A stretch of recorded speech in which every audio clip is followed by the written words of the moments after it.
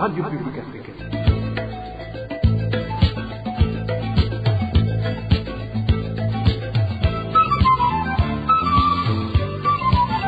Radio Publique Africaine.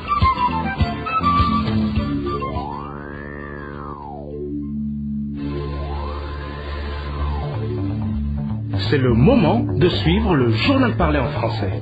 À la présentation, Émile Nivasumbo. C'est un plaisir d'être avec vous encore une fois, chers auditeurs. Les principaux titres de cette édition du 30 juin 2021.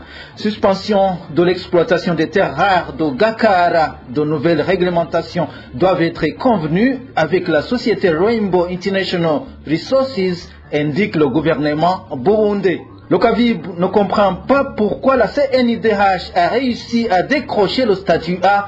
Cette commission des droits de l'homme reste silencieuse alors que les droits de l'homme sont violés sous ses yeux. À suivre tout à l'heure les dénonciations du président du collectif des avocats. La PARSEM demande au Burundi de se focaliser sur le développement du pays à la veille de la commémoration du 59e anniversaire de l'indépendance nationale. C'est tout pour le sommaire. Les détails, c'est dans un instant.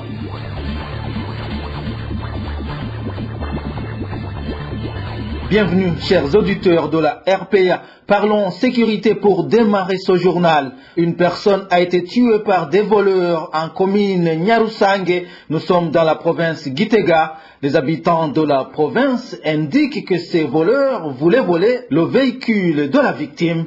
Le point avec Marie-Ange Irakoze. La victime de ce piège tendu par des voleurs est le nommé Idi Bigirimana, chauffeur originaire de la province Gitega. Le début du piège commence au parking de Kotebu. 3 garçons prétendant être des clients ont demandé à ce chauffeur de les conduire à Gitega. Arrivés à Nyarusange, les 3 garçons ont demandé au chauffeur pour qu'il fasse le petit besoin. D'un coup, ils ont tiré des coups de feu à la mâchoire. Le chauffeur a pu démarrer son véhicule et s'est enfui jusqu'à l'hôpital de Gitega. Mais il n'a pas survécu, comme le témoigne cet habitant. Ce chauffeur se dirigeait à Gitega avec à bord 2 clients. Ces derniers prétendaient se rendre à un chantier du nommé Vénérant dans la commune de Nyarusange. Quand ils sont arrivés à Nyarusange, à l'endroit appelé Kubitaka, les 2 clients ont demandé au chauffeur de s'arrêter pour faire le petit besoin. Quand il est arrêté, ils lui ont tiré dessus. Il a essayé de s'échapper en conduisant son véhicule jusqu'à l'hôpital. Mais comme il était gravement blessé, il est mort aussitôt arrivé à l'hôpital. Certains de ces voleurs auraient été capturés et l'un parmi eux est un policier. Les autres chauffeurs le surnommaient Konde Boy. Il paraît que l'un de ces voleurs a été arrêté et l'un d'eux est un policier. On a même trouvé son pistolet. Les informations en provenance de la commune Nyarusange indiquent que ces voleurs ne voulaient que voler le véhicule de ce chauffeur.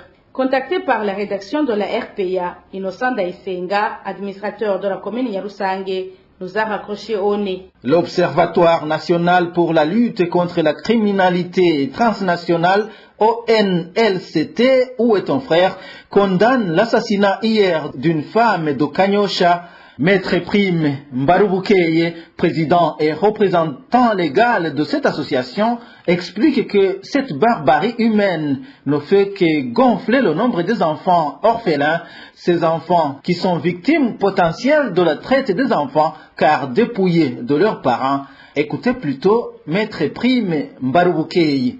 L'Observatoire national pour la lutte contre la criminalité transnationale, ONLCT, où est ton frère, a appris avec sa plus grande consternation la mort lâche de Mme Loirette, orchestrée par un criminel assoiffé de s'approprier de sa propriété foncière d'une manière injuste. Ce malheureux événement a eu lieu hier mardi le 29 juin 2021, où une femme résidant dans la zone Guissio, commune Moha, à Mairie de Bujumbura, a été la cible d'un assassinat prémédité, un crime ignoble qu'aucune raison ne peut justifier. ONLCT, où est ton frère, saisit cette heureuse opportunité pour condamner avec toute sa dernière énergie cette barbarie humaine du XXIe siècle qui a porté atteinte à la vie d'une femme, entraînant ainsi sa mort. ONLCT, où est ton frère, déplore le fait que ce genre d'assassinat ne fait que gonfler le nombre d'enfants orphelins contre leur gré qui pourraient devenir ainsi des victimes potentielles de la traite des enfants, car dépourvus des parents, père ou mère,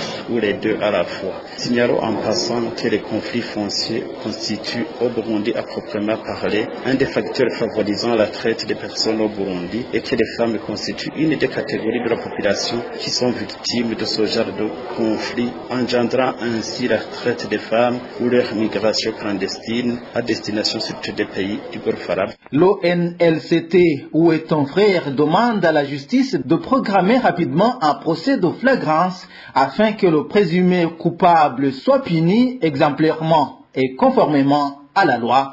Encore une fois, Maître Prime Mbarubukeyi. L'ONLCT, ton frère, demande à la justice de se saisir d'office du cas le plus rapidement possible afin que le présumé auteur de ce crime soit puni exemplairement conformément à la loi. L'Observatoire national pour la lutte contre la criminalité transnationale a demandé au gouvernement de la République du Burundi, premièrement, de réviser le code foncier du Burundi pour qu'il soit un code qui milite en faveur du partage équitable des terres entre les Burundais, favorisant ainsi la réconciliation nationale du peuple burundais, en intimant l'ordre au service de l'urbanisme, de ne plus octroyer à aucun Burundais plus de 3 parcelles à exploiter, car la réglementation de cette matière est très lacunaire et mérite d'être vraiment révisée afin d'éviter des expéditions arbitraires ou des contrats de vente de parcelles portant atteinte aux droits des personnes et des biens. Troisièmement, d'encourager les Burundais à ne plus se faire de justice eux-mêmes au moment où la justice burundaise fait convenablement son travail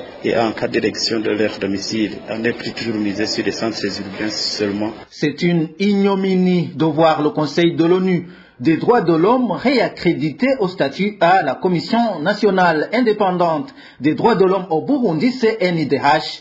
Gustave Nyonzima, président du collectif des avocats pour la défense des victimes des crimes de droit international commis au Burundi, CAVIB en sigle, déplore que la commission est réaccréditée alors que les droits de l'homme ne cessent d'être bafoués au vu et au su de cette commission.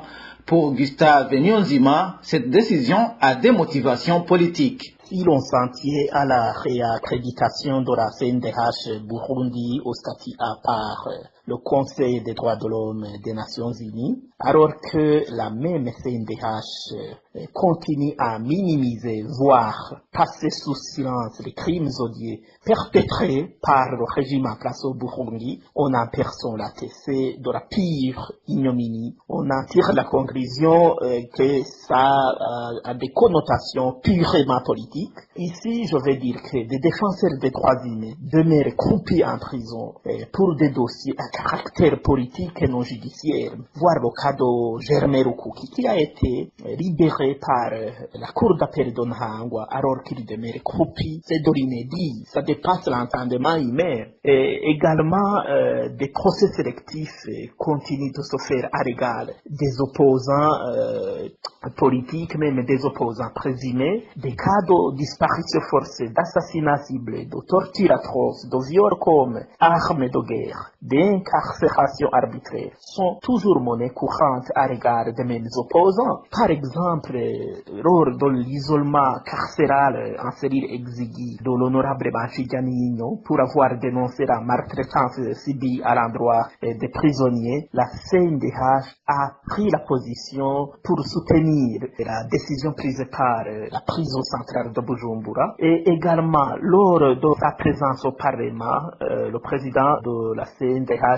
a dit au moment où un des députés lui a posé la question inhérente au refus de donner le bébé à Christa Kaneza pour qu'il tête, la CNDH via son président a dit qu'il n'est pas du tout au courant, qu'il va s'enquérir de la situation. Mais par après, rien n'a été fait. Ce qui est étonnant également, la CNDH a osé acquiescer de mettre certains éléments de son rapport annuel gênant sous les ordres du président de l'Assemblée nationale. On en tire la conclusion que la CNDH, n'en déplaise cette faveur d'être mise au stade A de façon drôle, ne va pas maintenir cette position longuement, puisque des crimes odieux continuent d'être perpétrés par des préposés de l'État et il y a un mutisme absolu affiché par la même CNDH. Sa triple mission de la protection, de la promotion et du rôle consultatif dans le domaine des droits de l'homme est loin d'être accompli, étant donné qu'il est réputé à la sorte du pouvoir en place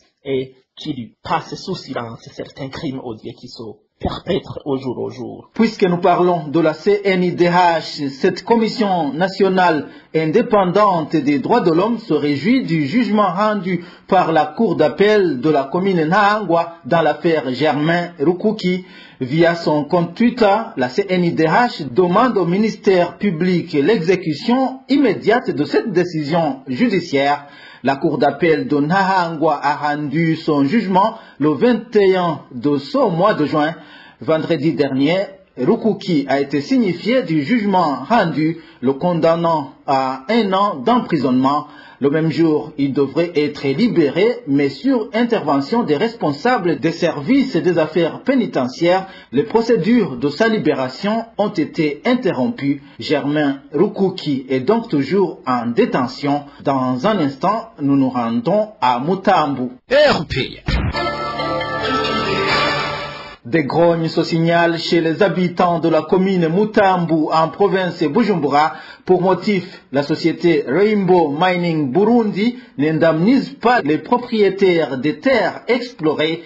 Ces derniers affirment que ces sols deviennent infertiles par la suite. Les détails avec Dani Claire et la Trumva. Dans l'exécution de ces activités d'exploration, la société Rainbow Mining Burundi le fait aussi dans les champs de la population. Selon les informations en provenance de la commune Mutambu, quand cette société détruit les plantations de la population, elle paie une indemnisation qui couvre seulement ces plantations. S'il n'y a pas de plantation, aucune indemnité n'est versée. Des fois, les employés de cette société pratiquent l'exploration dans certains champs en creusant ou en retournant la terre. S'ils ne trouvent rien, ils remettent en place la terre et partent. Dans ce cas, aucune indemnité n'est versée, alors qu'après avoir retourné la terre des cailloux, reste la surface et plus rien ne peut y pousser. De surcroît, ces habitants de Mutambu indiquent que les vibrations des machines utilisées par cette société causent des fissures de leur maison. Même dans les cas où l'indemnité a été versée, la machine creuse jusqu'à l'endroit délimité. Par exemple, sur la colline Zinga, certains habitants ont des maisons qui, lorsqu'on creuse près de leur maison, présentent des fissures. Et si ces habitants réclament auprès des autorités et leur intimident en les accusant d'appel au soulèvement populaire, alors que leurs maisons sont en destruction progressive. La société Rainbow Burundi a eu le permis d'exploration et d'exploitation des terres rares en province Bujumbura au mois de mars 2015, sur une superficie de 39 km². À propos de cette exploitation minière, le ministre de l'Hydraulique, de l'Énergie et des Mines a suspendu provisoirement les activités d'exploitation des terres rares de Gakara.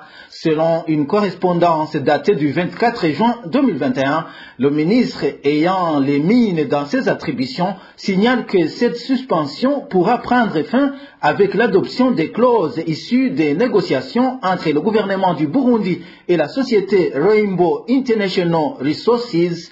George Bennett, président directeur général de cette société, est attendu à Bujumbura juste au début du mois prochain. Dans son entretien le 22 juin dernier avec le journal The Africa Report de Johannesburg, George Bennett s'est dit confiant que les négociations avec le gouvernement du Burundi pourront conduire à l'exécution définitive du projet de Gakara. Parlons à présent de l'Office de transport en commun. 1 année et 4 mois viennent de s'écouler après le lancement du projet de modernisation des services de contrôle technique, un projet qui a été dénoncé à maintes reprises par les clients et les employés de l'Otraco qui évoquaient des lacunes irrelatives. Mais le directeur général de l'Otraco, Albert Maniratunga, lui, orientait la problématique dans un autre sens.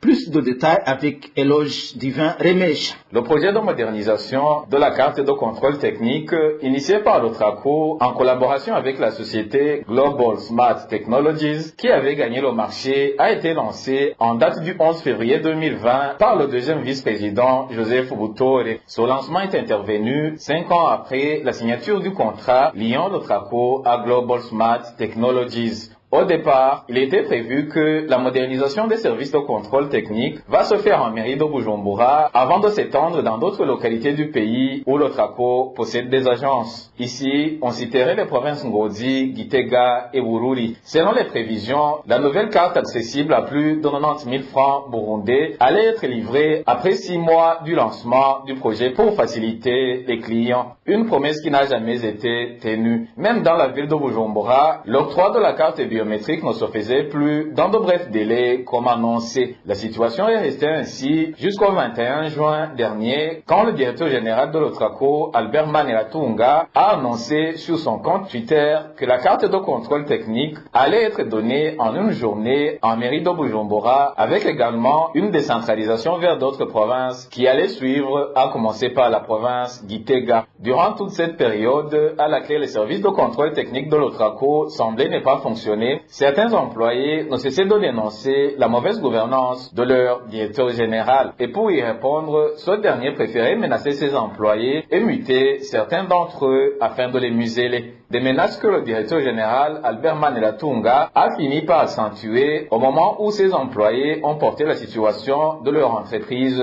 au sein des médias. Cette voix est celle d'un employé de l'Otraco qui s'exprimait sur les ondes de la RPA dans l'édition du 15 janvier dernier. Il disait que le directeur général Albert Manelatunga les avait menacés au cours d'une réunion qu'il avait organisée 2 jours avant. Il a alors mis en garde tous qui ne cessent d'entacher son nom alors qu'ils ne savent pas combien il s'est investi pour développer le pays. Autre chose, il a fait savoir qu'il s'emploie à démasquer ceux qui donnent des informations aux journalistes. Il a ajouté qu'il sait manier une arme et qu'il ne faut pas s'étonner si prochainement certaines personnes venaient à être tuées. Il a tenu à nous rappeler qu'il a connu l'exil et qu'il s'est trop donné pour être inquiété par nos accusations. Il a répété à plusieurs reprises pour qu'on comprenne qu'il est intouchable. Vous saurez qu'à part ces dysfonctionnements liés au service de contrôle technique, il a été soulevé également d'autres lacunes liées à la mauvaise gouvernance qui poussait les employés de l'Otraco à solliciter un audit rigoureux. Sur le même dossier, c'est le directeur administratif et financier qui vient d'être désigné par la ministre du Transport pour assurer l'intérim à la tête de l'Otraco. Selon la correspondance de la ministre de ce 30 juin, Montfort Ndagidimana va assurer les affaires courantes de la direction générale de l'Otraco jusqu'à nouvel ordre. Tout de suite, nous abordons le chapitre politique.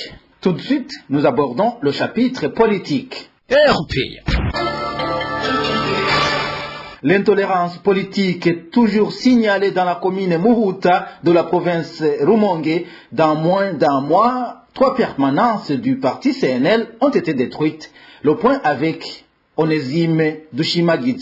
La permanence du parti CNL qui a été détruite la nuit de ce lundi est celle de la colline Bitwe en commune Muhuta.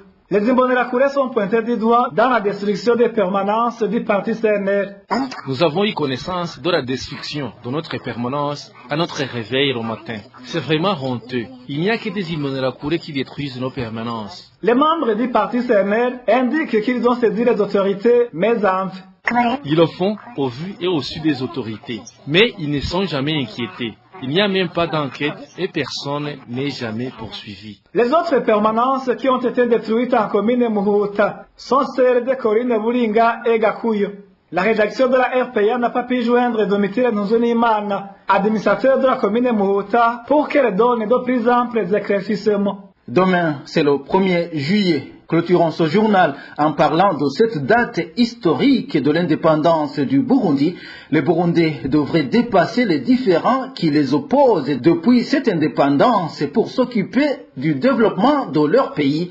C'est le président de Parsem qui s'exprime ainsi à la veille de la célébration de ce 59e anniversaire de l'indépendance du Burundi. Dans une conférence de presse qu'il a animée aujourd'hui, Faustin Ndikumana a évoqué le respect de l'accord d'Arusha parmi ces 4 éléments fondamentaux. Je vous prie de le suivre. Vous savez que le Burundi a connu beaucoup de crises répétitives dans le passé qui ont pesé lourdement sur son économie. Imaginez de 1993 à 2005, le PIB du Burundi s'est contracté de 33% suite à la guerre de 1992. Et maintenant, on commence à connaître qu'il sera difficile de relancer notre économie si nous persistons dans des chicaneries intestines de bas étage. C'est pour cela que Parsem a proposé 4 piliers qui pourraient jeter les bases de la cohésion nationale. Il y a d'abord partager une même langue, une même culture. Le Burundi n'est pas un pays qui a été créé par les étrangers. Le Burundi, c'est un pays d'existence multiséculaire. Le peuple burundais partage une même langue, une même culture. Aucune ethnie, aucune région, aucun clan ne peut se prévaloir d'avoir introduit le Burundi, de langue kirundi au Burundi. Deuxièmement, il y a les accords qu'on a déjà signés. Le Burundi a une charte de l'unité, un accord d'Arusha pour la paix et la réconciliation. La charte de l'unité, maintenant même, les plus hautes autorités pour prester serment, ils disent qu'ils doivent respecter la charte de l'unité nationale. Qu'est-ce qu'est le contenu de la charte de l'unité nationale? Quelle relation y a-t-il entre l'accord d'Arusha et la charte de l'unité nationale? Ça veut dire que dans notre histoire, nous avons signé des accords de cohabitation pacifique. Alors comment continuer à nous entredéchirer ou à nous fusiler alors qu'il y a des bases liées à des accords qu'on a déjà signés dans le passé. Troisième pilier, c'est les deux héros. Le premier, c'est le héros de l'indépendance, le président Dada Emilio, le héros de la démocratie. Ils ont fait des discours historiques, des discours riches d'enseignement. Mais aujourd'hui, nous nous contentons d'aller déposer les gerbes de fleurs à leur tombe au lieu de prendre ces discours comme référence dans la vie quotidienne, comme référence dans la culture politique de la gestion de la cité. Il faut créer même un centre d'enseignement des idées, des cultures, des valeurs qui ont été véhiculées par des illustres fils de notre pays. C'est les valeurs du Shingana. Voilà, c'est par cette intervention de Faustin Ndikoumana, président de l'organisation Parole et Action pour le réveil des consciences et l'évolution des mentalités, que nous clôturons ce journal du 30 juin 2021. Merci à toutes les équipes rédactionnelles et techniques. Merci également à vous tous qui nous avez suivis. Vous étiez avec Émile Nibasumba. Je souhaite à tous les Burundais une joyeuse fête d'indépendance qui se célèbre dans quelques heures. Au revoir.